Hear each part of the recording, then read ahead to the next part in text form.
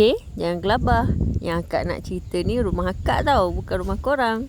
Tapi akak, sepatutnya akak malu lah kan nak cerita benda-benda yang macam sepah kot kan. Tapi akak rasa akak kena berkongsi dengan awak semua. Kenapa rumah akak sentiasa bersepah. Rumah akak ke rumah kita? Tapi selain daripada akak bagi sebab, akak juga nak bagi penyelesaian. Sebab yang pertama, kenapa rumah kita sentiasa bersepah adalah sebab terlampau banyak barang. Macam rumah akak ni, macam-macam ada. Kebanyakan barang-barang kat sini adalah barang anak akak yang istimewa tu. Macam stroller, cushion, wheelchair, span tu, katil tu pun dia punya. So, apa kita nak buat bila barang terlampau banyak? Bila terlampau banyak barang.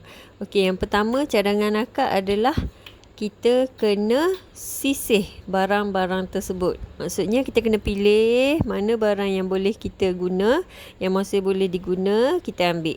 Mana barang yang dah tak boleh guna, kita buang. Mana barang yang kita rasa yang ni sesuai untuk dia, yang ni sesuai untuk XYZ. Jadi kita bagi dekat orang. Yang boleh jual, kita jual. Okey, lepas dah sisir semua barang-barang yang kita perlu, masih lagi elok kita nak guna.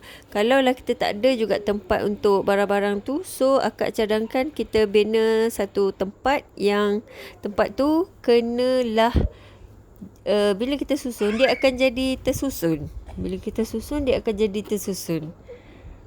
Macam tu lah. Sebabnya kalau barang-barang yang terlampau banyak ni, bila dia merata-rata tempat, dia tak tersusun, so memanglah akan nampak serabut 24 jam. Sabar je lah ya. Okey, sebab yang kedua, kenapa rumah kita sentiasa bersepah adalah kerana ada barang yang tak ada tempat. Macam ini semua ni dalam kasut ni adalah barang dalam kereta. Jadi dia tak ada tempat. Jadi akak letak dalam kasut. So untuk masalah macam ni tak ada cara lain lah kecuali kita kena cari juga ataupun wujudkan tempat untuk mereka. Macam bantal tu sebenarnya boleh je letak atas sofa. Tapi macam biasalah rumah akak ni dia tak lekat tau. Dia akan pergi merata-rata, lepas tu tak jumpa cari.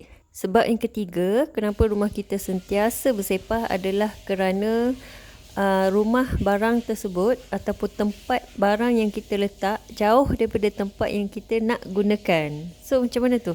Contohnya bila kita ada, contoh macam akak basuh pinggan kan, lepas tu akak keringkan di sink yang sebelah. So bila akak nak simpan tempat dia, akak memang buat laci ni tempat untuk simpan sudu, garpu, senduk, sudik, semuanya. Sebabnya senang nak guna, senang nak cari, senang nak simpan dan sebagainya. Contoh lain, macam tempat ni khas akak buat untuk mainan anak akak. So dia nak main dekat depan rak tu je. So bila dah siap main, so just ambil mainan, susun balik tempat dia. Sebab yang keempat, kenapa rumah kita sentiasa bersepah adalah kerana perabot atau barang yang kita ada, kita sendiri, kita susah nak urus perabot tu.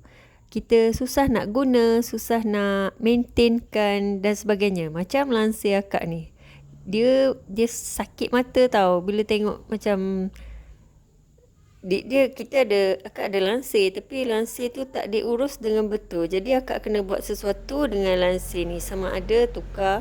Sebenarnya kalau akak tukar pun akak takkan lari daripada sepah. Kalau tukar lansir design lain pun mungkin, bukan design lain, corak lain pun mungkin akan bersepah juga kan.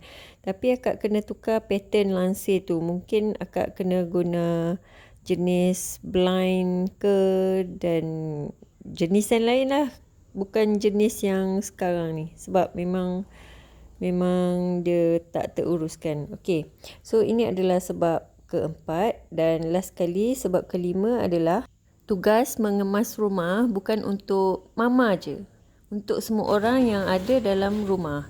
Contoh macam mainan yang anak-anak main, anak yang besar sikit, yang dia dah boleh kemas dah, so sepatutnya diorang lah yang kena kemas balik barang mainan dia, bukan mama seorang. Maksudnya kita kena latih diorang untuk kemas mainan selepas main. Okey Ari, lepas main kemas